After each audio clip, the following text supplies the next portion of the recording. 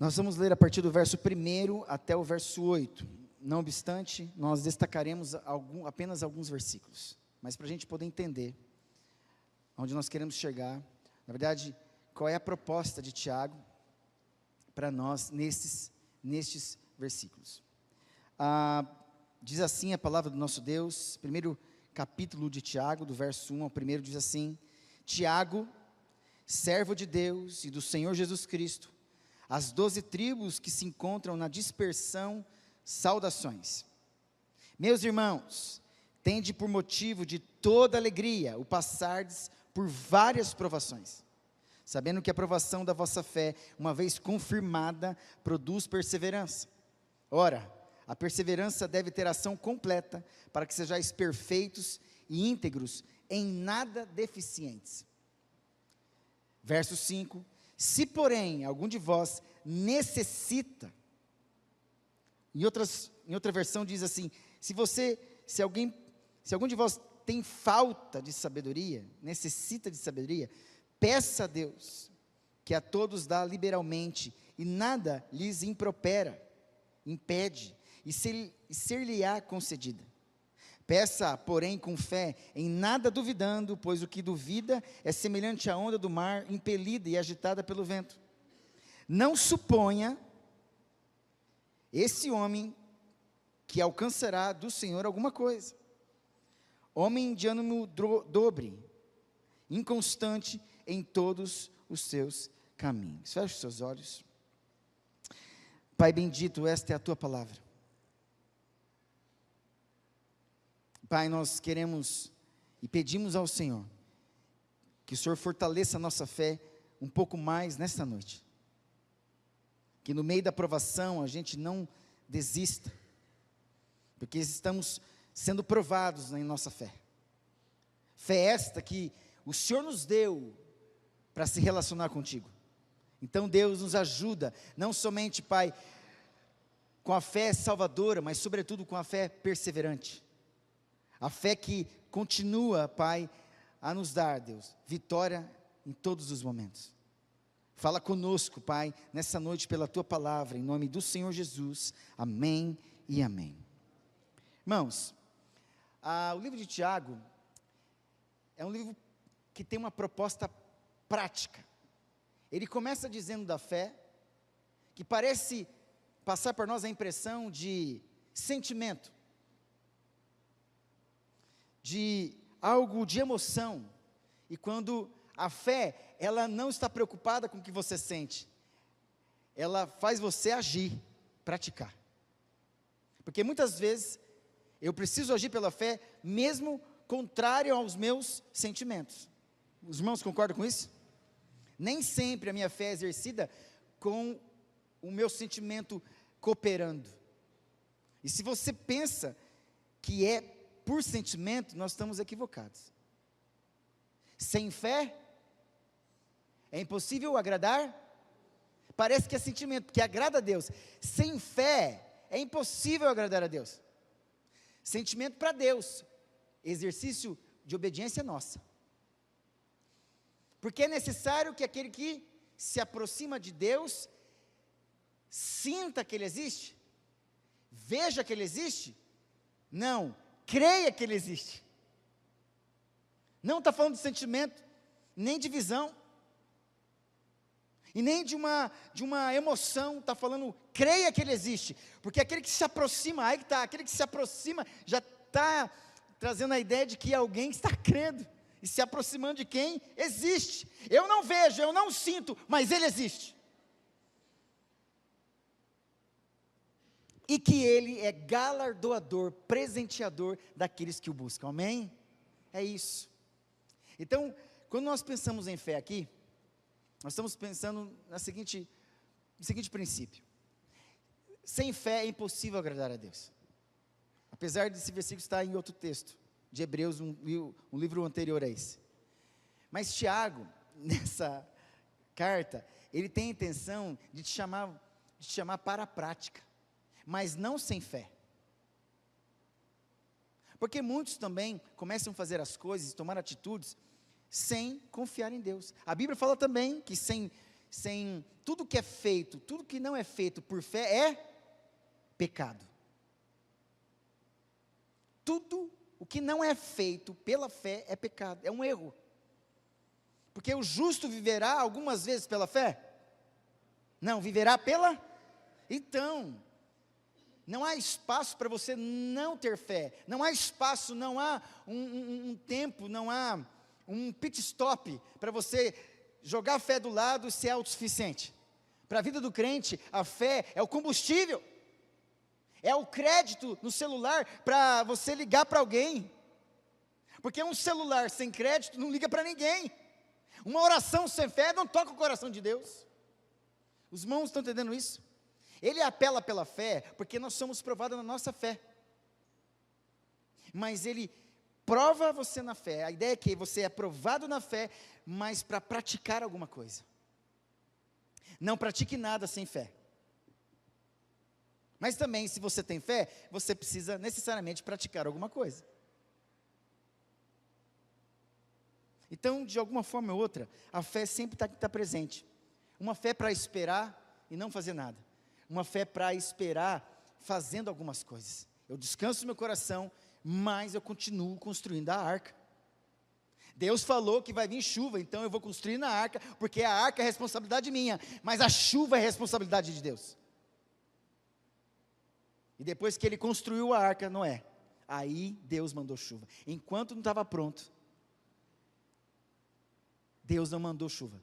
Mas quando esteve pronto, Deus mandou chuva. Enquanto a sua arca não estiver pronta, continue praticando e crendo, Ele vai mandar chuva. Chuva para destruir alguns, chuva para levantar a arca e salvar a tua família. Foi exatamente isso que aconteceu com Noé. Pela fé, Noé, divinamente instruído, acerca de coisas que ainda não se viam, mas sabia, sendo temente a Deus, aparelhou uma arca para a salvação de sua casa, da qual a arca se tornou um objeto de condenação para o mundo, e ele se tornou herdeiro da justiça pela fé. Por que herdeiro da justiça pela fé? Porque só é herdeiro quem continua existindo. Todos os outros morreram, só ele e a família dele continuam existindo. Por isso que ele é herdeiro da justiça pela fé. Os irmãos estão entendendo a ideia aqui? Não existe espaço para você dizer que você não precisa agora viver pela fé. Você vive pela fé. É o teu combustível, é o crédito do seu celular, é o crédito da sua oração. Irmãos, o apelo de Tiago para usar a fé e praticar ao mesmo tempo, tem a intenção de levar você a depender de Deus até para isso. Porque a fé é dom de Deus, amém? Não é isso? Pela graça sois salvos, mediante isto, lembra da regrinha de português? Isto, isso, aquilo. Ele estava mediante a fé, isto, está falando da fé. Não vem de vós, é dom? A fé é dom de Deus. Não por obras para que ninguém? Então, peraí. Parece ser um paradoxo aqui, incoerente com o que eu estou falando. Não. De fato, para a salvação, basta fé. Mas, Ele nos salva pelas obras, ou nos salva para as boas obras? Para as boas obras. Somos feitura dele, criados em Cristo Jesus de antemão para as boas obras. Aí que está a grande questão. Tudo o que eu fizer agora, pela fé, depois que eu sou salvo, aliás, quando eu falo pela fé, é a fé salvadora. Tudo que eu faço pela fé agora é para as boas obras. Não é para a salvação, agora é obra, é fruto, é resultado daquilo que já é uma realidade. Você já é uma pessoa regenerada, amém? Você já é uma pessoa salva. Agora, pratique, mas não faça sem fé. É isso que Tiago está dizendo, e quer dizer. Se eu pudesse dar um tema, e eu dei na verdade, eu dei um tema para essa mensagem, é o protagonismo da fé e o antagonismo da dúvida. O protagonismo da fé e o antagonismo da dúvida. Nós lemos aqui no verso 5, se porém algum de vós necessita de sabedoria, peça a Deus, que a todos dá liberalmente, nada lhes impropera, e ser-lhe-á concedida. Peça, porém, com Em nada olha aí, fé e dúvida. Fé e dúvida. O protagonismo da fé e o antagonismo da dúvida. Você já pensou na palavra protagonista e antagonista? A palavra protagonista, protos primeiro, agon, que é competidor, o primeiro competidor, o protagonista. Por exemplo, nós temos aí pelo menos 3 na lista de 100 atletas mais conceituados no esporte. Em primeiro lugar, nós temos Michael Phelps, 28 medalhas olímpicas, sendo que 23 são de ouro, 8 delas numa mesma Olimpíada de Pequim. 28 medalhas, 23 de ouro, 8 medalhas numa Olimpíada. Nós temos a Serena Williams, uma tenista negra, 23 grandes slams. Segundo lugar, uma mulher. Terceiro lugar, nós temos Lionel Messi, 8 bolas de ouro. Eles são antagonistas ou eles são protagonistas? Protagonista. Todo mundo que vai jogar com eles são antagonistas. Ele está na raia dele lá. Todos os outros são aqueles que lutam contra o competidor. Antagon, competidor. Tudo contra o protagonista, o primeiro competidor. Deu para entender a ideia? De protagonista e antagonista? Então, vamos lá. Quem é o antagonista desse texto aqui? A dúvida. Quem é o protagonista? A fé. Em outras palavras, a fé te faz um homem, uma mulher protagonista nessa vida cristã. Você entende isso? O protagonismo, querendo ou não, aqui não é um exclusivismo religioso, presbiteriano, reformado, não é isso. Mas é a condição que Deus nos dá pela fé, porque sem fé é impossível agradar a Deus. Deus nos dá a chance de viver esse protagonismo, porque, meu Deus, se eu vivo pela fé, e a fé é o protagonismo que me faz avançar, caminhar, obedecer, que me traz consciência, me dá sabedoria, então, peraí, Ele me faz protagonista nessa vida. Todas as outras coisas, os cenários, circunstâncias, situações, são antagonistas. Algumas vezes, os cenários, um sentimento, um pensamento, algo do passado se torna também antagonista, mas no caso aqui é a dúvida. Interessante que ele usa a fé para dizer assim, ó, peça porém com fé. O que ele pede com fé, que ele pede para pedir? Olha aí, use a fé para pedir aquilo que pode resolver os teus problemas. Porque sabedoria é solução de problemas. Aqui no texto grego é sofia. Por isso que forma a palavra filosofia. Filos, amor de amigo, fraternal, um amor pela sabedoria. Na concepção grega, é muito abstrato, é filosófico, é pensativo. No grego, ou melhor, no hebraico é prático. A palavra no hebraico é rokma, significa administrar com as mãos, sábia, revelando. Meu Deus, é algo prático. É alguém que consegue solucionar um problema. Eu tenho conhecimento disso, mas eu não sei resolver isso. Por isso que entre conhecimento e sabedoria, eu prefiro sabedoria. E entre sabedoria e temor, eu prefiro o temor do Senhor. Porque Salomão, Deus tirou a sabedoria dele? Tirou a sabedoria dele? Mas ele perdeu o que no final da vida dele? Que? O temor do Senhor. Que é o primeiro degrau, quando você, como que é? O temor do Senhor? Meu Deus, é o princípio, é o primeiro degrau. Tira a base da sua casa, tira a base do prédio onde você mora, cai tudo. É isso que Salomão perdeu. Tinha sabedoria, mas faltava o temor do Senhor. Abrir mão, porque, enfim. Os irmãos estão entendendo onde quero chegar? A ideia de que o protagonismo da fé te faz um protagonista nessa vida, amém? De caminhada cristã.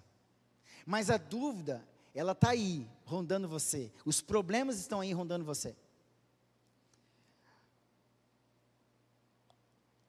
Nós vivemos em tempos de incertezas, certo? E desafios, que frequentemente testam a nossa fé.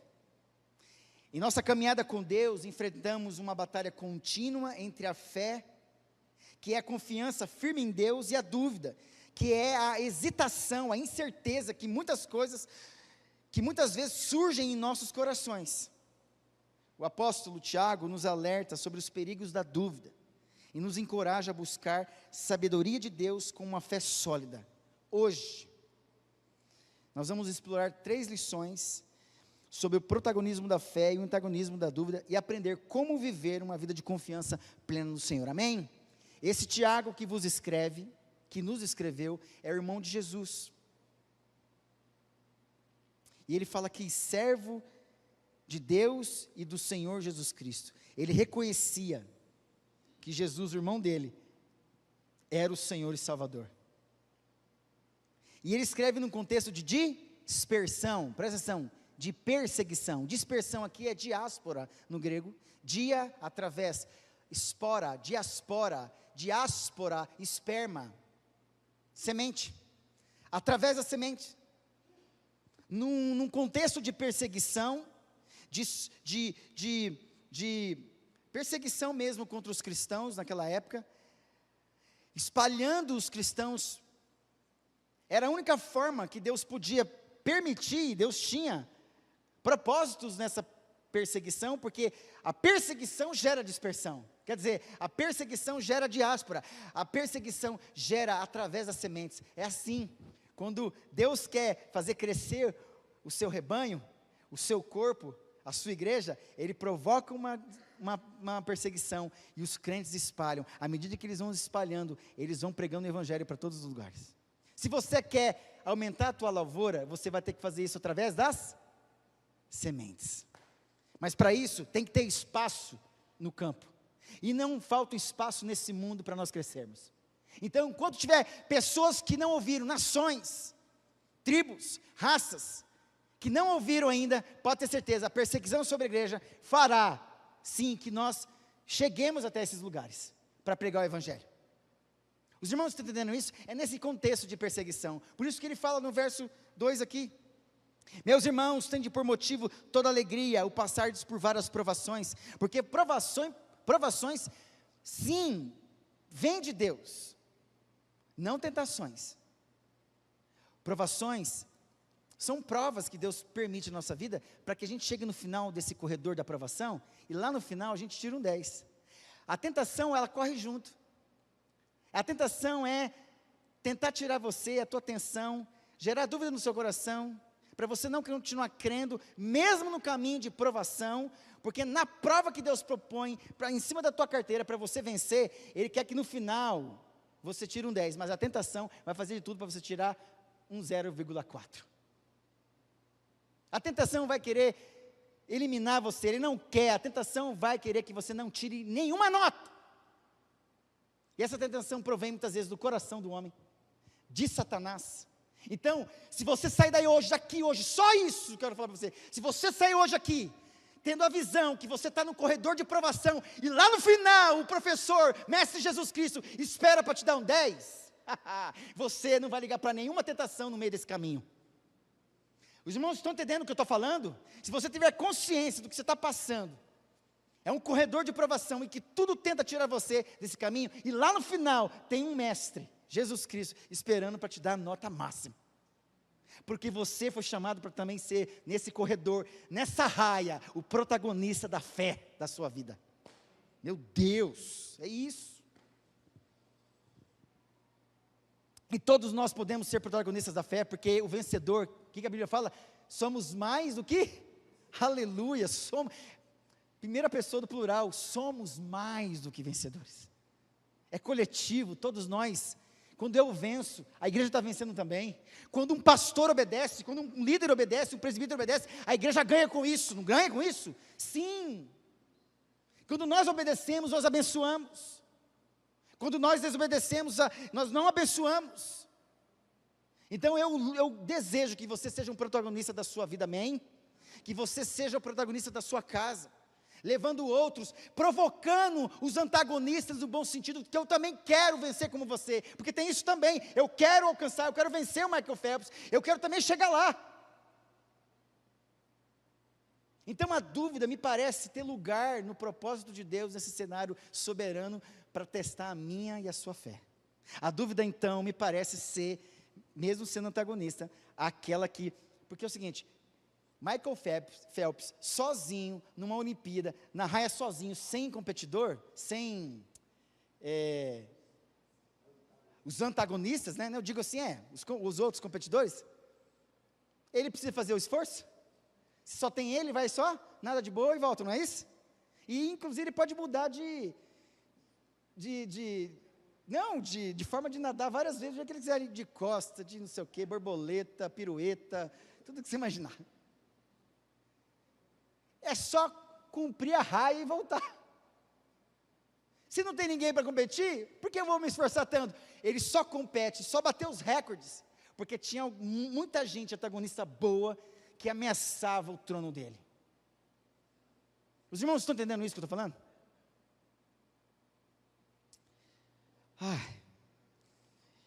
Eu fiz uma introdução grande, mas ela foi... Deu para entender, não deu? Então, o primeiro ponto que eu quero destacar com vocês é a necessidade de pedir sabedoria com fé, amém?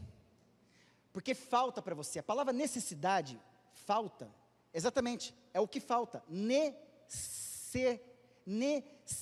cessar, necessidade significa não cessar, é aquilo que não cessa.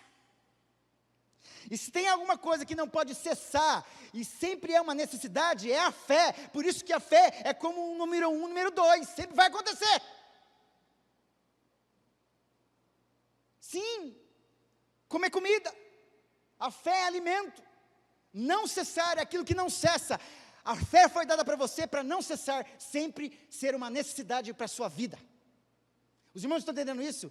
Mas para você pedir essa sabedoria que soluciona problemas, você precisa fazer pela fé, amém?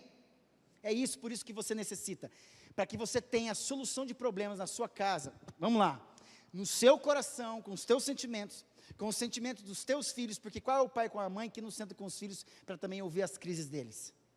Nessa semana passada, eu estava almoçando, os meus filhos ali em volta da mesa, e aí por um momento, porque eu estava no quarto, eu ouvi uma conversa entre a Cristal e a Thaís, ela falando que aconteceu alguma coisa no colégio, e depois a Thaís me chamou, vem almoçar, tá, fomos lá, aí de repente a Thaís falou assim, Cristal, conta para o papai o que está acontecendo, e ela muito tímida, muito assim, temerosa, falou que estava acontecendo uma situação no colégio, de uma coleguinha com ela, tal, e ela eu comecei a perceber o sentimento dela, ter compaixão dela. E na conversa eu falei assim, filha, você acha que a vida vai ser fácil? Isso já é um sinal que você está entendendo, que você está crescendo, e que as pessoas do lado também estão crescendo, elas têm sentimentos, elas também gostam disso, e você gosta de... Tem lugar que pessoas não gostam do que você gosta, então porque você gosta do que você faz sozinha, diferente de todas, algumas pessoas não vão aceitar o fato de você gostar sozinha daquilo lá. Enquanto todo mundo pede coxinha, você pede pastel de palmito.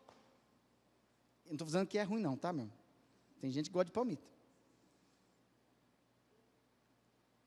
E ela comecei a explicar para ela, falei, filha, faz parte da vida.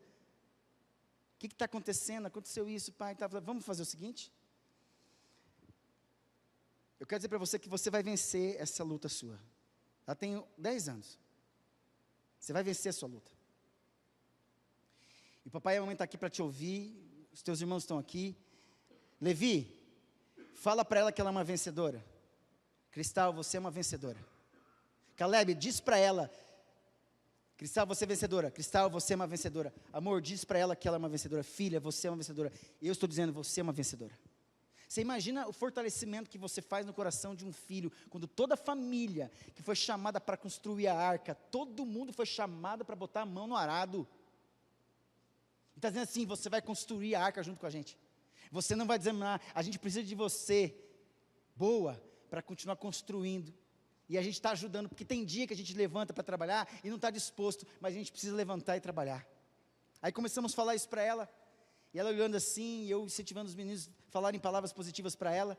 Aí ficou só nós, eu e a Thaís, de repente, falei assim, filha, vamos orar sobre isso, porque você vai retribuir não com o mal, com o bem, porque o bem vence o mal, o amor vence o mal. E aí, nós falamos para ela, e oramos com ela. Quando terminou a oração, assim, incrível, Deus existe.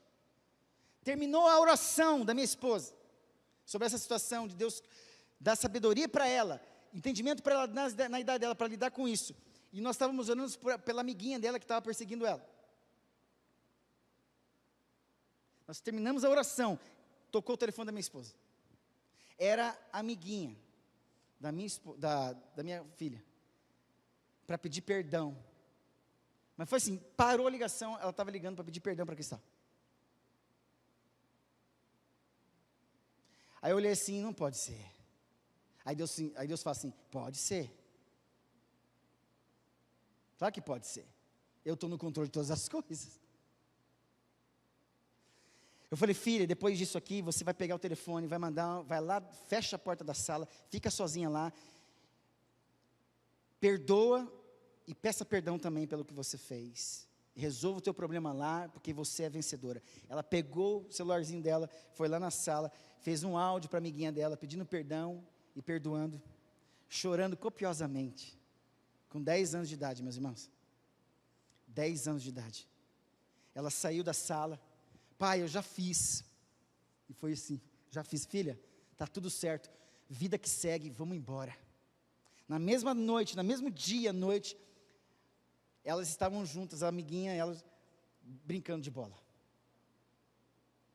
É isso, meus irmãos, é sobre isso. Os nossos filhos desde pequenos, eles precisam sentir a pressão muitas vezes, e a gente precisa estar identificando isso para que eles possam já viver pela fé, amém? Sabedoria dos pais para os filhos, para lidar com essa situação de forma sábia, porque a gente podia falar assim, porque o Levi falou assim, dá um murro na cara dela. Levi, meu Deus do céu, falou, dá um murro na cara dela. Falei, Levi, cala a boca, fica quieto. Claro que ele estava brincando, se fosse eu já dava um rodopio nela. Filho, não é assim, pelo amor de Deus, fica quieto. E ela começou a dar risada, mas não é. Falei, filho, fica quietinho. E a gente ficou concentrado nela. É isso, meus irmãos. Você precisa de fé, necessita, falta para você a fé. Falta para você a sabedoria. E para você conseguir algo que falta para você, você precisa de fé para tê-la. Amém? O que quero dizer com isso? Tiago nos ensina que quando falta sabedoria, devemos pedir a Deus. Ele é generoso, dá a todos liberalmente. Este é um convite a reconhecer nossas limitações e depender de Deus para a sabedoria que necessitamos. No entanto, essa oração deve ser feita com fé, sem duvidar. Sem duvidar, como diz a música, sem duvidar.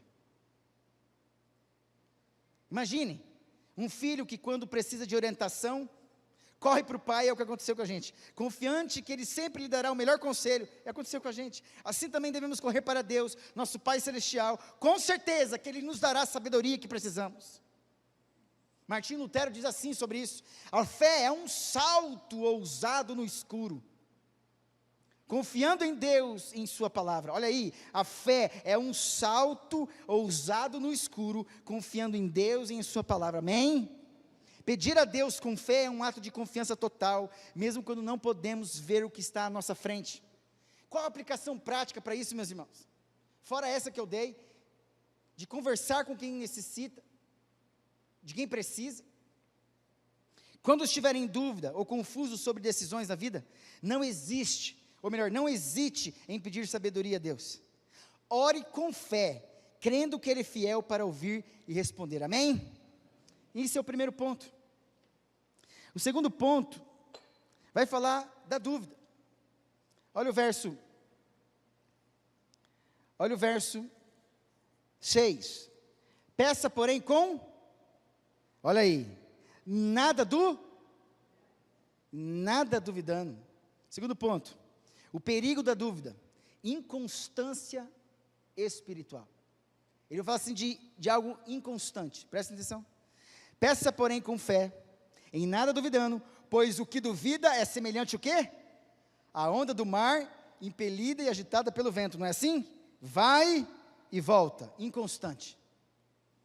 A dúvida, nesse sentido aqui, se torna um perigo para você. Por isso que na raia, no corredor que você compete, você precisa focar. Se é 100 metros, 50 metros, então dê tudo, 50 metros.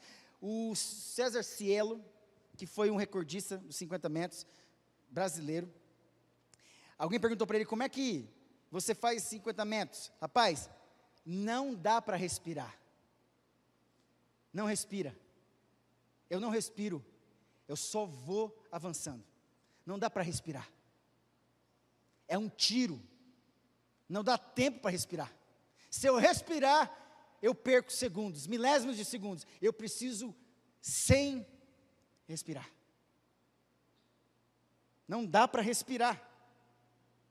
Então, quando você for, e você está nesse corredor, tem hora que não dá para parar para respirar. Continua indo. Viva pela fé. Tem alguém esperando no final desse corredor, em nome de Jesus. Tem alguém com uma medalha, tem alguém com uma coroa, tem alguém pronto para presentear. A tentação não quer que você tire 10. As tentações são as distrações. E uma das coisas desse mundo que distrai facilmente, a gente sabe o que é? O vício do celular. O vício do celular. O TikTok, o tic-teco, o teco-teco, qualquer coisa assim. Qualquer coisa. Faz você, não para, é um entretenimento rápido que seduz, entorpece você. E você não tem tempo para se aprofundar um pouco nas escrituras, para ver exemplos de homens e mulheres que viveram pela fé e venceram. Para poder identificar ou ter uma resposta sobre a vida que você está vivendo. E você precisa ser disperso por uma situação que não faz você focar, porque, olha só, ser disperso porque está sendo perseguido, a gente não precisa, os que estão sendo perseguidos pela fé, não pode ser, pegar qualquer caminho para se esconder, não, para se proteger, não, presta atenção, a Bíblia fala assim, foge das paixões da mocidade, certo? Mas, segue a justiça, a fé, o amor e a paz, com os que de coração puro invocam o Senhor. Presta atenção, foge das paixões da mocidade, aí o cara sai, para lá e para cá, vou para cá, não vou para lá, a paixão te pegou. Agora, se é um homem de fé, foge das paixões dessa mocidade, mas segue a justiça, a fé, o amor e a paz. Ele já vai direto no corredor da justiça, da fé e do amor e a paz. Foge de quem está te perseguindo e persiga aquilo que te dá segurança. Entra no corredor da justiça, entra no corredor da fé, do amor e da paz. Você está seguro nesse lugar. Então não basta fugir para qualquer lugar, você precisa fugir no lugar certo. Estão entendendo isso? Foge das paixões da mocidade, mas segue a justiça. Foge de quem te persegue, mas persiga você então a justiça, o amor e a paz. Se a paixão te persegue sozinho, você tem que perseguir 4 coisas que Deus propõe para você. Então a tua corrida para perseguir é muito mais forte do que a paixão que te persegue. Por isso que não dá para respirar. Nós temos que avançar, meus irmãos. Os irmãos estão entendendo isso? Não podemos ter dúvida, porque se a gente ter dúvida, a gente pega um caminho que não tem nada a ver com a justiça, a fé, o amor e a paz. Dentro desse segundo ponto, o perigo da dúvida, que lemos aqui no verso 6, né? E está aqui, ó, não suponha esse homem, né, que alcançará alguma coisa, porque é como onda, impelido e agitado pelo vento. Tiago compara aquele que duvida à onda do mar, levada e agitada pelo vento. Este é o antagonismo da dúvida. Uma força que nos torna instáveis, inconsistentes em nossa caminhada espiritual. A dúvida cria um coração dobre. Eu só quero mostrar para vocês aqui.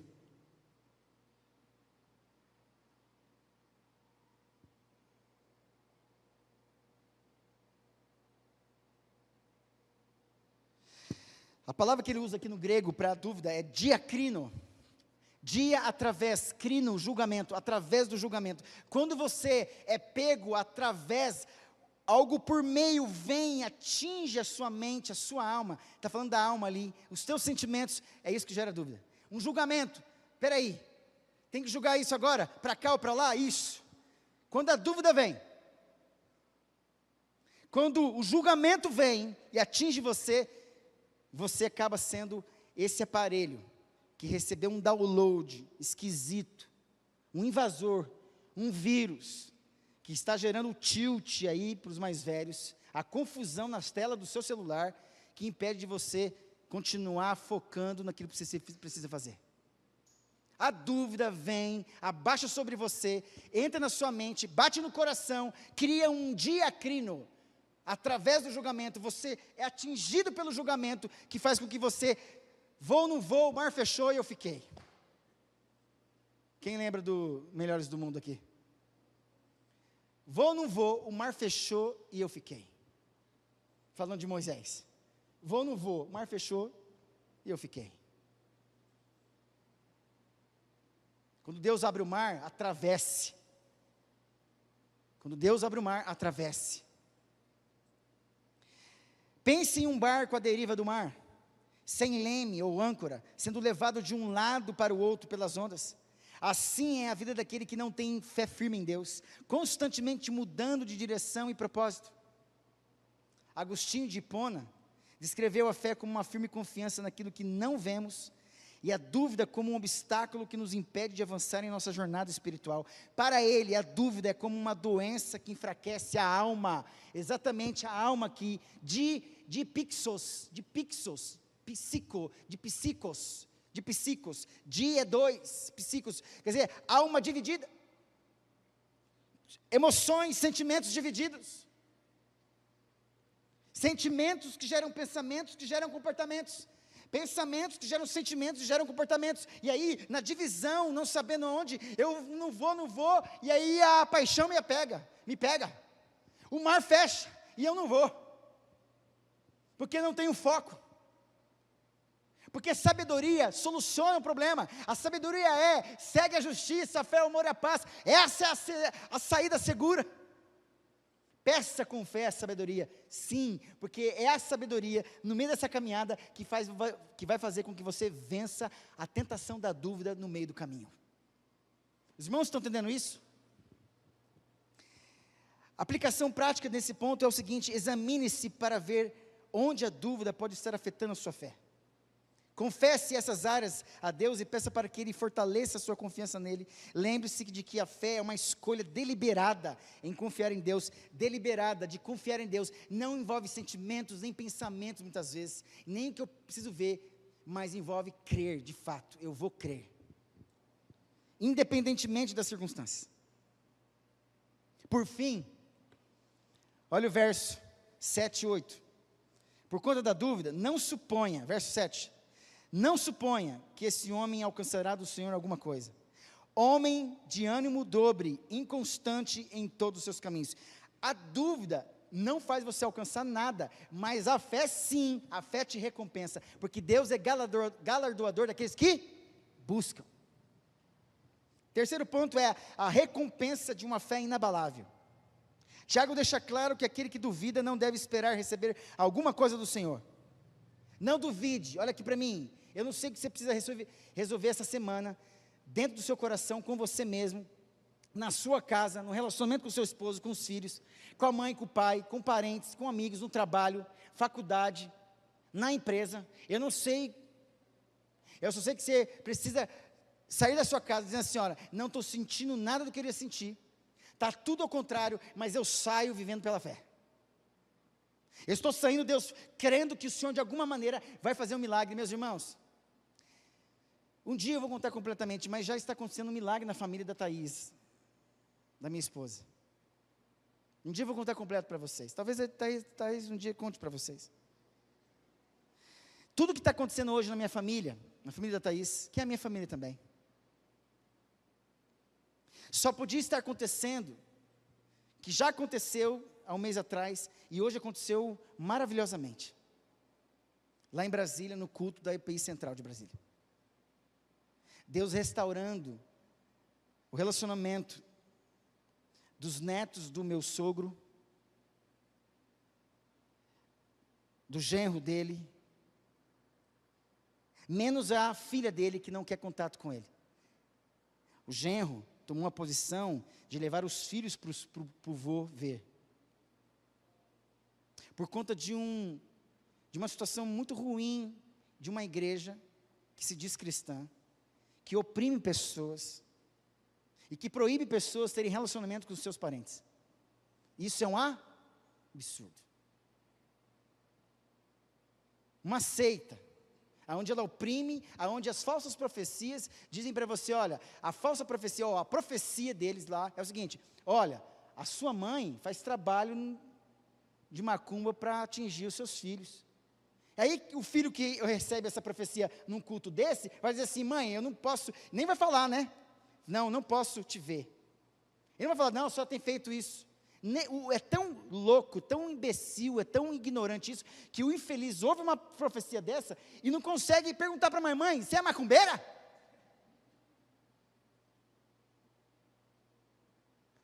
E aí o que está acontecendo? O meu cunhado, que é o genro do meu sogro, tem conversado comigo, e eu, resumindo, tem muitas coisas que eu posso falar, mas não vai dar tempo. Eu falei, Tiago, uma coisa eu sei, foi a melhor notícia que eu tive desde muito tempo. Ouvir a tua voz e você ter tomado uma posição para salvar a sua família. Eu tinha falado falar para ele assim, ó, pela fé Noé, tal, aparelhou uma arca para a salvação. Quando eu falei isso, gatilhou nele, eu falei, Guto, esse foi o texto pregado no meu casamento com a minha esposa. Falei, então Tiago, eu não sabia disso, eu não estava no seu casamento, isso prova que Deus está resgatando e restaurando a sua família, porque ele veio com os filhos, e está vindo com os filhos, e forçando os filhos a irem, mas ainda a esposa está amarrada nessa seita, e está vivendo uma luta dentro de casa, dificuldade de ter relacionamento sexual com a esposa, relacionamento de falar, uma crise, e ele liga para nós, Tiagão, segura a onda, Deus está no controle. Sabe o que eu falei para ele, resumindo? Falei, Tiago, é a maior prova de que quem fez e quem trabalhou no seu coração, não foi eu, não foi a Thaís, não foi o João, não foi fulano, foi Deus que fez isso, para mostrar para você que Deus está no controle de todas as coisas. E eu falei assim, Deus, só o Senhor para fazer isso na vida deles. Porque a gente está há mais de 10 anos esperando esse encontro. Há mais de 10 anos esperando isso.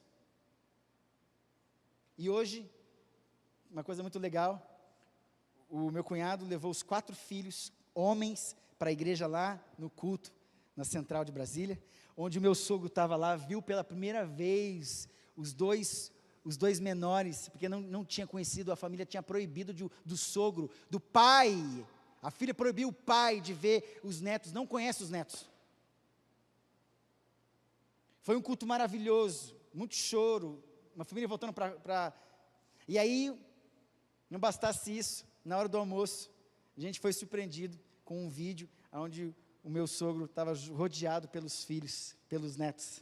Rapaz, foi uma alegria, todo mundo pulando em cima da cama lá na minha casa. Os meus filhos, tudo assim, alegres, conversando, falando saudade de vocês. Meus irmãos, Deus está no controle.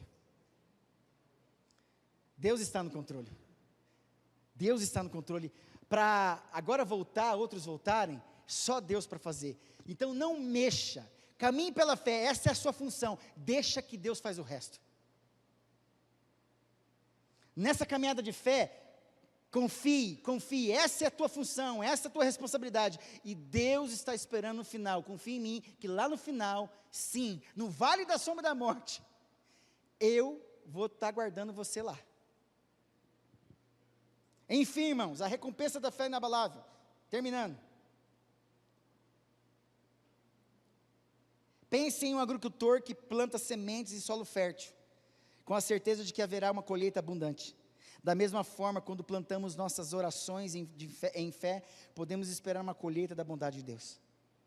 Charles Spurgeon, sobre isso, diz assim, uma fé pequena levará sua alma ao céu. Uma fé grande trará o céu para a sua alma. Meu Deus, que legal.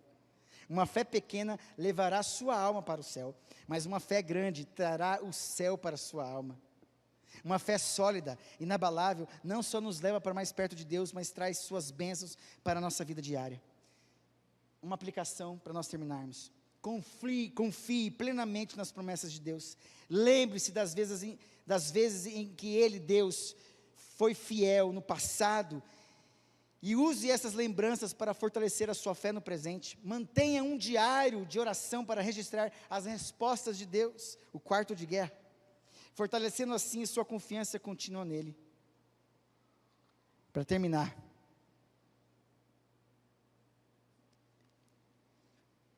irmãos, somos chamados a viver pela fé e não pela dúvida.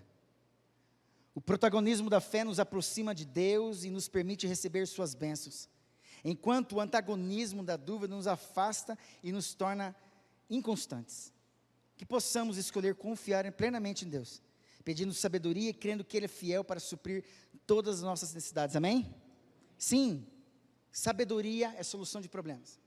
Como eu disse, no pensamento grego, é algo abstrato. Esses homens escrevem em grego por conta da língua que era mais acessível, mas eles estão pensando em hebraico. Então o Rockman aqui está dizendo o seguinte: administre, use suas mãos para administrar com sabedoria aquilo que vai ser revelado para você. Aquilo que será revelado para você, porque tem coisas que eu não sei, depois que é revelado Deus mostra, é isso mesmo, solução de problemas.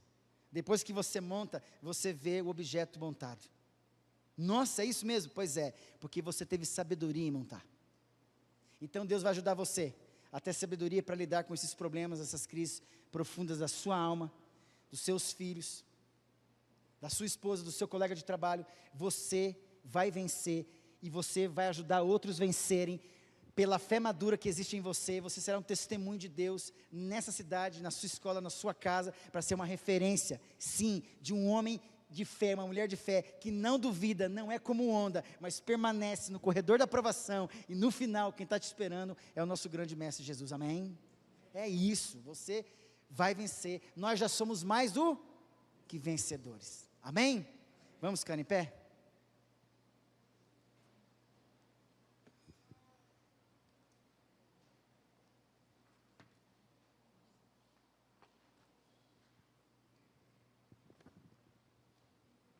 Se você veio hoje aqui achando que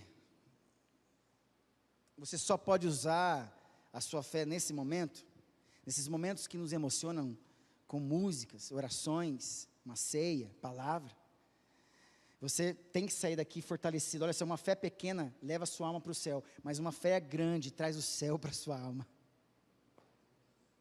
Leve essa fé fortalecida hoje. Nós somos alimentados espiritualmente hoje, amém? Aqui, e fortalecidos pela palavra, você vai voltar para sua casa, com a decisão de falar: Deus, abre a porta da casa, você é o único que pode abrir a porta da casa para Jesus entrar, amém? Sim, construa a arca, porque essa é a sua responsabilidade. Espere, porque quem manda a chuva é Deus. Quem manda a chuva é Deus. Eu vou crer, Deus, porque é só o Senhor que pode mandar uma coisa que eu não posso ver, mas que eu sei. Se o Senhor falou que vai acontecer. Eu não vi, eu não vejo, mas eu sei que vai acontecer. Feche seus olhos. Pai bendito, recebe a glória deste culto no teu altar. Recebe a glória, Deus, de tudo que foi feito, pensado, cantado, falado, exercitado neste ambiente, Deus. Recebe a glória sim, Pai, do comando do cabeça que é Cristo sobre essa igreja, Pai, para caminhar pela fé, sermos obedientes, tementes ao Senhor, sim, fazendo aquilo que é nossa responsabilidade, nossa responsabilidade, não sem fé, não sem sabedoria, com sabedoria e com fé. Sim, Deus, nós sairemos daqui com sabedoria e fé e obediência, para fazer exatamente aquilo que depende de nós, porque aquilo que depende do Senhor, o Senhor fará. Sim, Deus, o Senhor fará.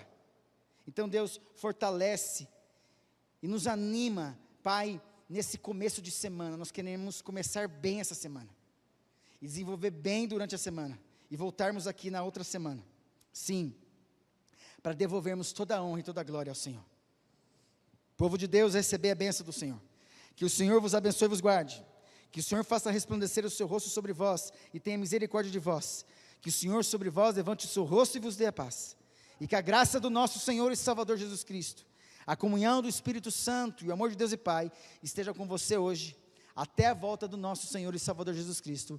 Amém e amém. Dê um abraço no seu irmão, em nome de Jesus.